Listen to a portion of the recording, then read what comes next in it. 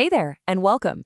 Today we're going to tackle something that, well, it can feel a little nerve-wracking, but it's such a huge part of enjoying a new culture, ordering food in English. We're going to break it all down step by step, so you can walk in feeling totally confident and ready. So, let's jump right in. Okay, first things first, let's just be real for a second. Has this ever made you feel a little anxious? If you're not in your head, you are definitely not alone. It is completely and totally normal to feel that way when you're trying something new in another language. But the good news?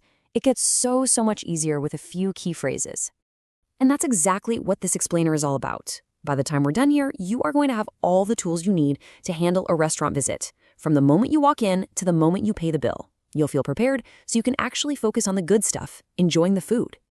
So here's how we're going to break it all down. First, arriving at the restaurant. Then, ordering your meal. After that, we'll talk about those little conversations that happen during the meal. Then, asking for the bill. And finally, we'll wrap up with some tips on building your confidence. Let's get into it. Okay, so you've walked in the door. Your very first conversation is probably going to be with the host or hostess, right at the entrance. This is where it all begins, asking for a table. And you know what's great?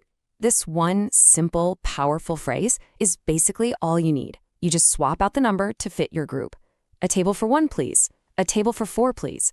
Super clear, super polite, and it just works. Now, one of the first things the host might ask is if you have a reservation. So what even is that? It's really simple. It just means you called the restaurant ahead of time and asked them to save a spot for you. This is where you've got two super simple paths to take. If you do have a reservation, you just say, yes, I have a reservation under the name, and then say your name. If you don't, no problem. A simple, no I don't, do you have a table available is absolutely perfect. All right, so you've been seated, you've got the menu in your hands. Now for the really important part, ordering your food. Let's talk about how to navigate that menu and ask for exactly what you're craving. Look, I know this part can feel like a lot, so let's break it into 4 easy-to-manage steps. 1, just take your time and read the menu. 2, don't ever be afraid to ask questions. 3, state your order clearly and politely. And 4, just be ready to listen, because the server might have a couple of quick questions for you. And hey, if you're looking at the menu and you're not sure what something is, remember you can ask for help. You can ask things like, what is in this dish? Or is it spicy? And here's a pro tip. My personal favorite, asking, what do you recommend, is a fantastic way to try the best thing on the menu. So when it's your turn to order, this phrase is your best friend. I'll have the, and then just say the name of the dish. It works for everything. Drinks, appetizers, dessert, you name it. And, throwing in a please at the end is always a nice touch. And don't forget, this is your meal. You are in control. If you want a small change, like asking for something without cheese, that is totally fine. And hey, if the server comes over and you're just not ready, don't panic. Just politely say, can I have a few more minutes, please? Okay, the food's here and hopefully it looks amazing, but your conversation with the server probably isn't totally done yet. There are a couple of small but pretty common interactions that might pop up while you're eating. You'll notice that usually, maybe halfway through your meal, your server will probably swing by and ask a very simple question. How is everything? This is just their way of checking in, and it's your chance to give feedback or ask for anything else you might need. So how do you answer that? Well, here are 3 really easy ways. If it's all good, a simple, everything is great, thank you, is perfect. If you need something, like more water, now's the time to ask.